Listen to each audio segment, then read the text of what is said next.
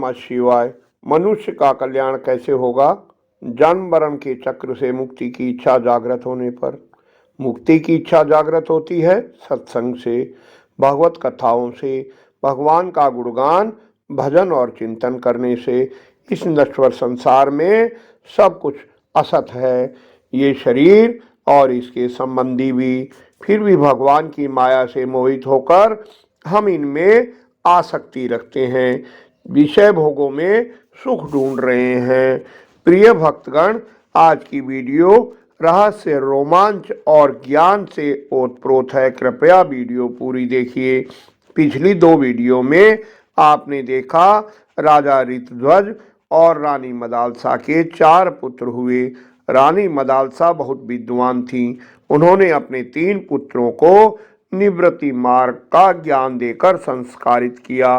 राजा ऋतध्वज द्वारा वंश चलाने और राज्य के उत्तराधिकारी की इच्छा बताने पर रानी मदालसा ने अपने चौथे पुत्र अलर्क को प्रवृत्ति मार्ग के लिए संस्कारित किया। राजा अलर्क ने अनेकों वर्षों तक राज किया। वे भोगों में आसक्त रहते थे। एक दिन उनके बड़े भाई सुबाहु काशीराज के पास पहुंचे। सुबाहु के आग्रह पर काशीराज ने राजा अलर्क के पास संदेश भेजा, अपने बड़े भाई सुबाहु को राज्य दे दो। अलर्क राजधर्म के ज्ञाता थे। उन्होंने काशीराज को उत्तर भेजा, मेरे बड़े भाई मेरे ही पास आकर प्रेम पूर्वक राज्य मांग लें। मैं किसी आक्रमण के भय से थोड़ी सी भूमि भी नहीं दूंगा। बुद्धिमान सुबाहु ने अलर्क के पास आकर याचना नहीं की। उन्होंने सोचा कि याचना क्षत्रिय का धर्म नहीं है, क्षत्रिय तो पराक्रम का ही धनी होता है। तब काशीराज ने अपनी सेना के साथ अलर्क के राज्य पर चढ़ाई कर दी। उन्होंने अलर्क के राज्य पर घेरा डालकर दुर्ग और दुर्ग के रक्षकों को भी काबू कर लिया। राजा अलर्क के पास थोड़ी सी सेना और कोष रह गया। तब उन्हें सहसा अपनी माता द्वारा दी गई अंगूठी का स्मरण हुआ, जो ऐसे ही अवसर के लिए उन्होंने दी थी।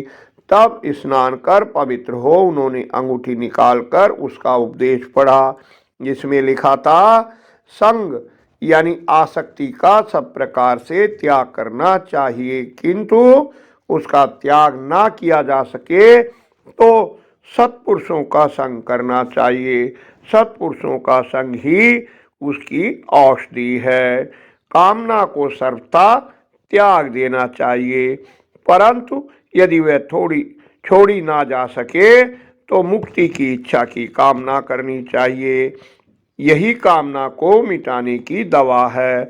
इस उपदेश को अनेक बार पढ़कर राजा अलर्क सत्संग के लिए महात्मा दत्तात्रेय की शरण में गए।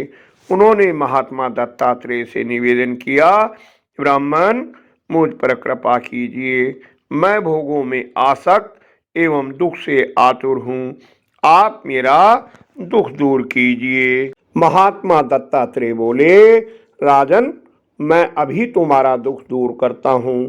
सच सच बताओ, तुम्हें किस लिए दुख हुआ है? राजा अलर्क बोले, भगवान, इस शरीर के बड़े भाई यदि राज्य लेने की इच्छा रखते हैं तो मेरा उसमें क्या है?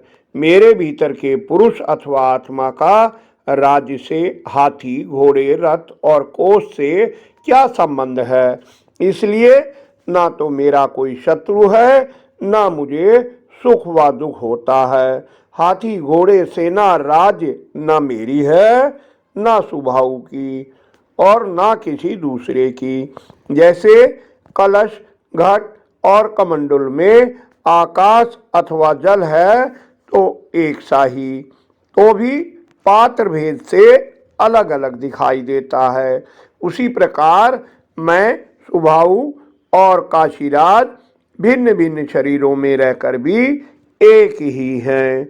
बुद्धि जहाँ आसक्त होती है वहाँ से दुख ही ला कर देती है। मैं तो प्रकृति से परे हूँ, अतः न दुखी हूँ न सुखी।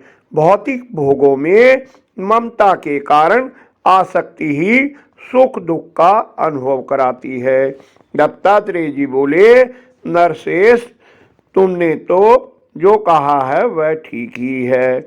मेरे प्रश्न करने मात्र से तुम्हें ज्ञान हो गया है।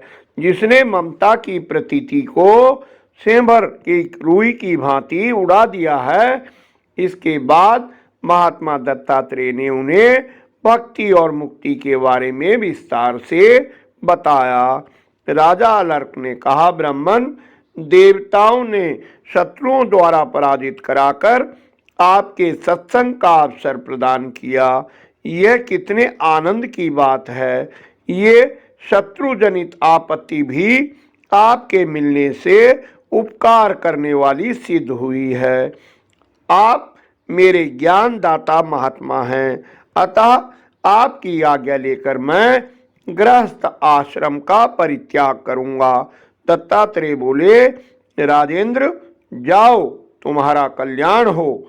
मेरे बताए अनुसार ममता और अहंकार से रहित हो मोक्ष के लिए विचरते रहो। दत्तात्रेय जी से विदा ले राजा अलर्क अपने भाई सुबाहु और काशीराज के पास पहुंचे।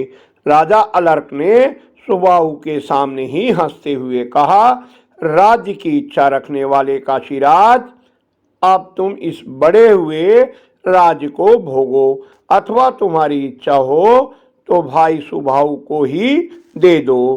काशीराज ने कहा, अलर्क, तुमने युद्ध के बिना ही राज्य क्यों छोड़ दिया? तुम क्षत्रिय धर्म के ज्ञाता हो, यह तो क्षत्रिय धर्म नहीं है। अलर्क बोले, वीर, तुम्हारा कहना ठीक है।